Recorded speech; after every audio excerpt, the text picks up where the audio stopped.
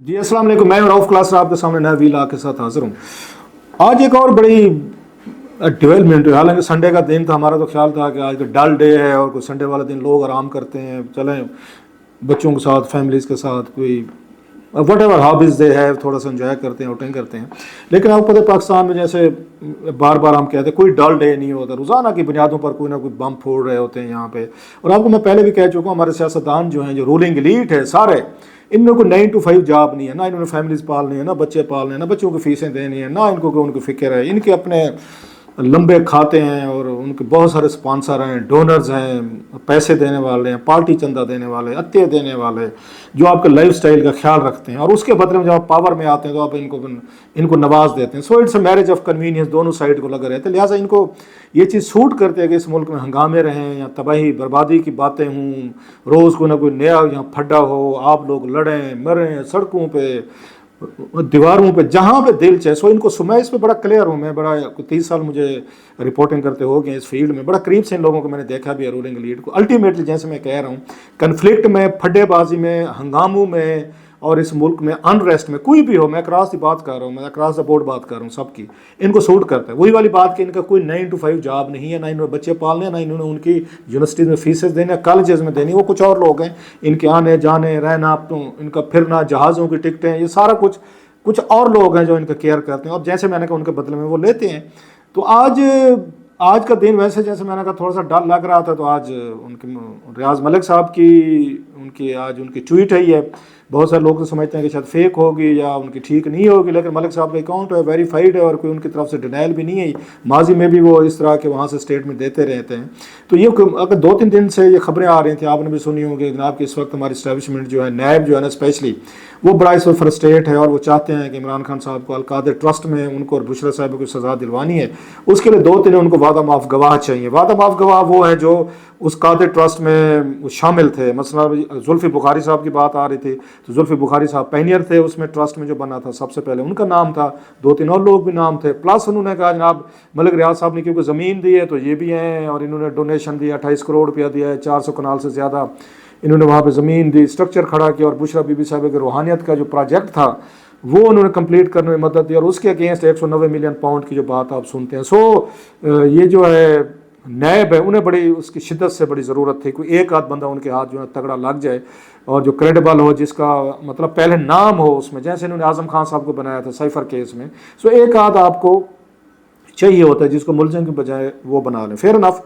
अब सवाल ये कि कौन बनेगा। तो कल परसों साहब ने सुना होगा मीडिया पे बड़ी ज़ोर शोर से बातें हो रही थी कि जनाब के जुल्फ़ी बुखारी साहब की फैमिलीज़ का कहा कि उनको प्रेशर में लाया जा रहा है, फिर मलिक रियाज साहब का कहा गया था। अब इनमें से कौन टूटेगा नहीं टूटेगा, सो इसमें शर्तें लगना शुरू हो जाएंगी। तो उससे पहले उनका जुल्फ़ी बुखारी साहब को भी ट्वीट है, उन्होंने भी डिनाई किया कि उनकी फैमिली पे कोई दबाव नहीं है, वो इमरान खान साहब के साथ खड़े हुए हैं। अब मलिक रियाज साहब ने भी कह दिया जनाब कि मैं ओवर में डेड पार्टी मैं तो बिल्कुल नहीं करूँगा। और मलिक रियाज साहब का बड़ा इंटरेस्टिंग वो है। सो मलिक रियाज साहब की 2 चीज़ें हैं जो मैं आपके साथ, उनकी 2 साइड्स ऑफ द स्टोरीज़ हैं, मैं दोनों में आपके साथ शेयर करूँगा। एक लोग जो इस मुल्क में तमाम मसाइल का जिम्मेदार जो है ना, वो मलिक साहब को समझते हैं। एक जो है कि वो कहते हैं नहीं, मलिक साहब जो है ना वो बहुत आला इंसान है और बड़े बड़े उन्होंने नेक बड़े बड़े काम किए हैं और इस मुल्क को नई हाउसिंग उन्होंने कल्चर दिया। सो दोनों साइड्स हैं। इस पे भी आगे बात कर इंटरेस्टिंगली देखेंगे कि मलिक साहब कितने नेक और अच्छे इंसान हैं या कितने अदरवाइज़ हैं जो उनके मुखालफिन उन पर इल्ज़ामात लगाते हैं। बहुत सारी चीज़ें खुद भी मानते हैं वो अपनी कि हाँ ये हैं और उसकी जस्टिफिकेशन भी देते हैं। लेकिन इंटरेस्टिंग चीज़ है जिस पर मैं मतलब उनका पॉइंट ऑफ व्यू है, बट आई नॉट मतलब tend to agree with him, आप भी नहीं करेंगे। मतलब मैं थोड़ा सा बयान अगर उनका हल्का सा पढ़ना चाहूँ तो वो बड़ा इसमें है, मज़े का है। वो ये कहते हैं कि मेरी सारी उम्र जो है मैं असूलों पे रहा हूँ, मैं असूलों पे कायम रहा हूँ। मलिक साहब कहते हैं मैं सारी उम्र असूलों पे खड़ा रहा हूँ और मैं किसी भी मामले में सियासी फरीक जो है ना कि मैं नहीं बना या नहीं बनना चाहिए। अब 1 साल से ज़्यादा अरसा हो गया मुझ पर समझौता करने के लिए बहुत दबाव है, लेकिन मैं कभी किसी को इजाज़त नहीं दूंगा कि वो मुझे अपने सियासी मकासद के लिए प्यादा के तौर पर इस्तेमाल करे और मुझे जदीद तरीन प्रोजेक्ट्स ये मुतारफ़ कराने पर मुझे और मेरे कारोबार को हमेशा निशाना बनाया गया। 96 से आज तक मुल्क की तरक्की में जो मैंने किरदार अदा किया उसकी सज़ा भुगत रहा हूँ। मैंने माजी में भी अल्लाह ताला की मदद से इस तरह के दबाव का पूरी हिम्मत के साथ मुकाबला किया है। आज भी ज़ाती हैसियत में मैं पूरे यकीन के साथ खड़ा हूँ कि ओवर माई डेड बर्ड अपनी बीमार हालत और परेशानी के बावजूद मैं अल्लाह की मदद से इस मुसीबत का सामना करने के लिए साबित कदम हूँ। तो रोज़ाना मालियाती कारोबार नुकसान बर्दाश्त कर रहा हूँ اور پوری طرح دیوار کے ساتھ دھکیلا جا رہا ہوں، لیکن کسی دباؤ کے ہتھ کنڈوں کے سامنے ہتھیار نہیں ڈالوں گا۔ اللہ تعالیٰ مجھے اس مشکل کے دور میں عزت کے ساتھ میری رہنمائی کرے، مجھے سرخرو کرے گا۔ باقی چیزیں ان کی اپنی ٹھیک ہوں گی۔ جہاں تک ان کا یہ کہنا ہے نا کہ میں کسی بھی سیاسی معاملے میں فریق نہ بنوں، یہ بات ملک صاحب کی ٹھیک نہیں ہے۔ ملک صاحب سیاسی فریق بنتے رہے ہیں، اور میں دوسری سائڈ میں بعد میں آؤں گا جو اچھی سائڈ ہے ان کی، تاکہ فیصلہ باقی آپ لوگوں نے آپ نے خود ہی کرنا ہے کہ کون ٹھیک ہے یا کون کیسے ہے۔ اور میں ویسے تھوڑا اس سے پہلے میں جاؤں کہ ان کے سیاسی فریق، مجھے نیب سے بھی ایک سوال پوچھنا ہے کہ نئے کیسز عمران خان صاحب پہ بن بھی گئے، سزائیں بھی ہوں گی، نئے گواہ بھی ڈھونڈ رہے ہیں، جن پہ ماضی میں آپ نے بنائے تھے، جن کو سزائیں دلوائی تھیں، ان کے تو کیسز آپ نے عدالتوں میں جا کے ختم کروا دیے تھے خود۔ میں نواز شریف صاحب کی بات کر رہا ہوں، مریم صاحبہ کے، دیگر لوگوں کے۔ سو یہ کس طرح کا کھیل یہ کھیلا جاتا ہے اس ملک میں کہ پہلے اتنی بڑی محنت کی جاتی ہے، لوگوں کو دبایا جاتا ہے۔ اس وقت بھی نواز شریف صاحب یہ الزام لگاتے تھے، ان کی فیملی بھی لگاتے تھے سپورٹر، کہ اس وقت یہاں پہ جنرل باجوہ اور جنرل یہ فیض اور باقی لوگ جو ہیں نیب چیئرمین جو تھے اس وقت کے، وہ لگے ہوئے تھے بھی سزائیں دلوانی ہیں، اور وہ اس طرح کے وہ سارے وہ ثبوت ڈھونڈ رہے تھے، اور سزائیں ہو گئیں۔ جو ہی حالات بدلے وہی سزائیں ریورس ہو گئیں۔ اسی نیب نے کیا، وہی لوگ تھے، کوئی 3-4 سال 5 سال پہلے کی بات ہے، کوئی لمبی بات تم کر ہی نہیں رہے نا، وہی لوگ موجود ہیں نیب میں۔ تو مطلب جب پولیٹیکلی طور پر آپ کو سوٹ کرتے ہیں تو آپ نے کیسز بنا بھی لیے، سزائیں بھی دلوا دی، جب آپ کو ادروائز ہوا تو کیسز ختم ہی ہو گئے۔ تو کیا عمران خان صاحب کے ساتھ بھی یہ کچھ ہوگا؟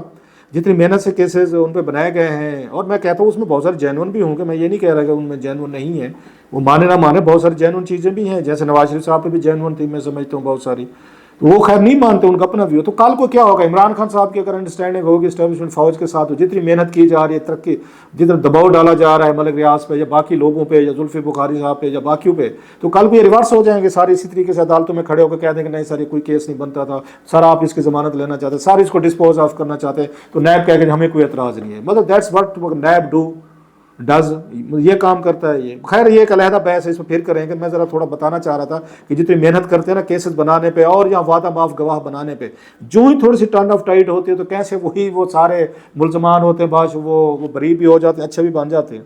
لوگ کمنگ ٹو دا پوائنٹ، ملک صاحب کہتے ہیں میں کسی اس میں سیاسی فریق نہیں بنا، یہ بات ملک صاحب کی ٹھیک نہیں، انہیں خود بھی پتہ ہے، ان کے پاس جواز بھی ہیں۔ جو سب سے بڑا یہ فریق بنے تھے آپ کو پتہ ہے، یہ زرداری صاحب کے ساتھ بڑی ان کی ہمیشہ سے ان کے اچھے تعلقات رہے، شریف فیملی سے اس طرح نہیں بن سکے ان کے تعلقات جتنے زرداری صاحب کے ساتھ تھے۔ تو زرداری صاحب کے معاملے میں یہ پولیٹیکلی طور پر ایکٹیو بھی رہے ہیں، اور سب سے بڑا جو انہوں نے ایکٹیویزم کیا تھا، جو میرا خیال ہے اگر ملک صاحب کو شاید اس میں نہیں کرنا چاہیے تھا، وہ یہ تھا کہ جب 2014 کا دھرنا ہوا تھا اور بیٹھے ہوئے تھے، تو ان کو یہ جنرل ظہیر اسلام جو تھے انہوں نے ان کو بھیجا تھا نواز شریف صاحب کے پاس، آپ جائیں اور ان سے استعفیٰ لے کر آئیں۔ اب یہ اتنی بڑی پولیٹیکل فریق بننا تھا، کوئی بزنس مین یہ افورڈ نہیں کرتا کہ اس طرح کی بڑی لڑائی میں جنگل کے 2 شیر لڑ رہے ہیں اور اس میں آپ پہنچ جائیں، جناب کے ایک شیر کو کہیں بھائی صاحب آپ استعفیٰ دیں کیونکہ وہ ایجنسی کے سربراہ وہ چاہتے ہیں، اور جو نواز شریف صاحب کہتے ہیں انہوں نے نہیں دیا تھا۔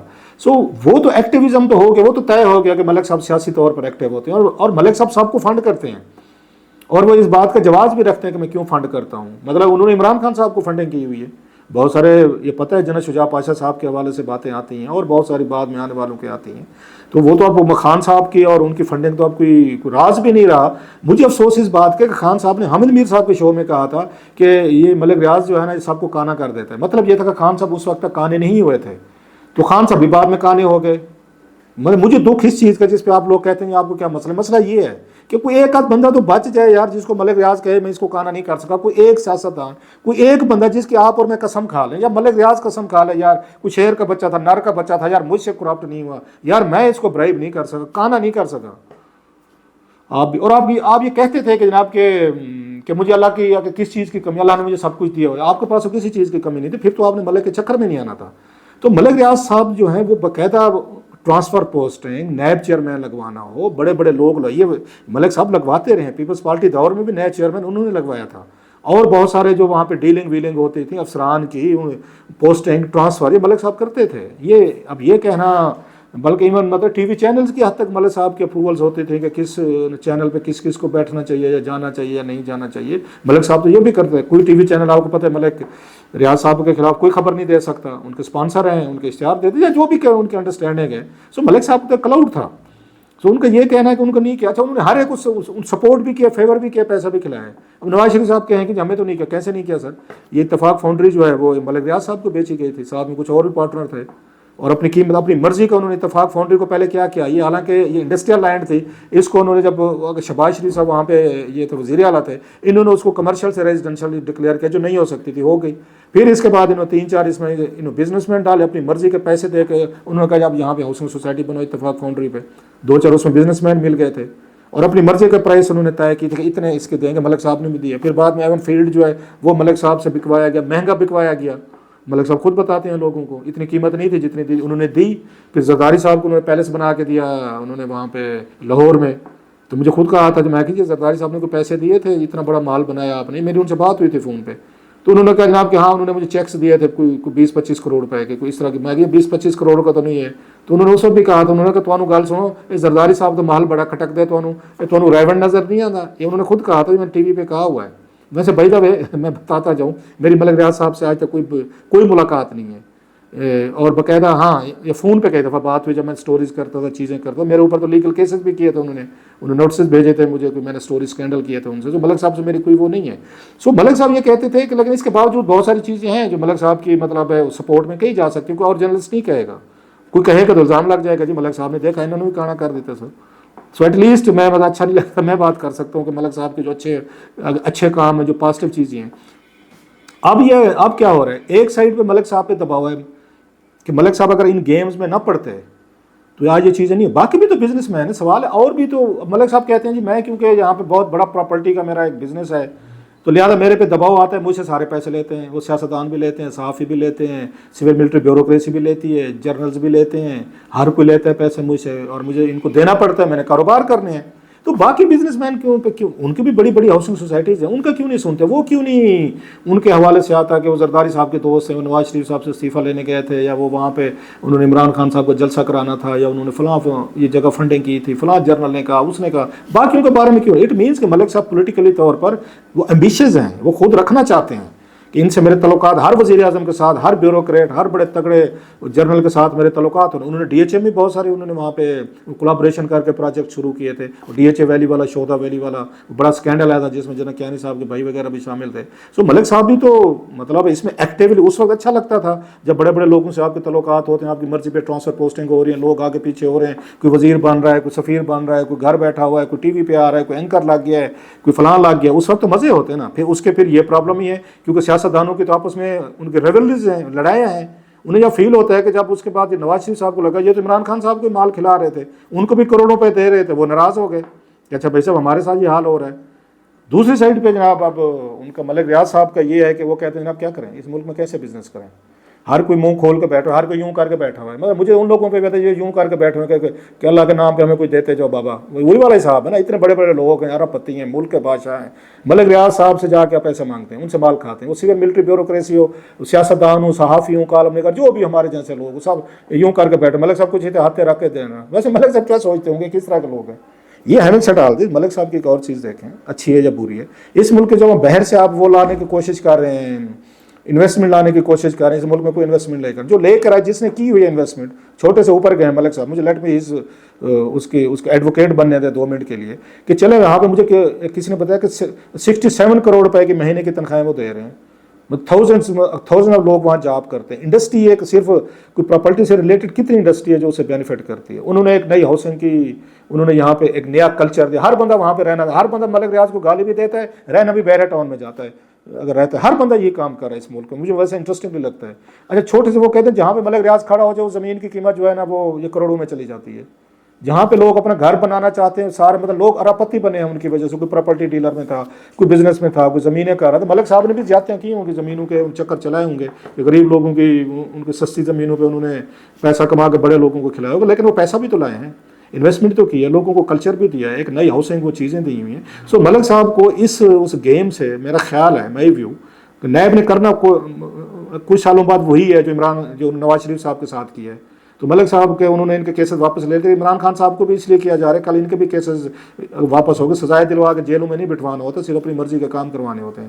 سو بہتر یہ ہے کہ ملک صاحب کی انویسٹمنٹ جو انہوں نے کی ہوئی ہے ان پہ نہ دباؤ ڈالیں، نہ ان کی ڈیڈ باڈی کا خدا نہ خاصا ویٹ کریں، نہ ان کے بزنسز خراب کریں. کچھ لوگوں کے روزگار لگے ہوئے ہیں، کام چل رہا ہے اس ملک میں، چھوٹا موٹا جیسا تیسا بھی ہے وہ چلتے رہنے دیں.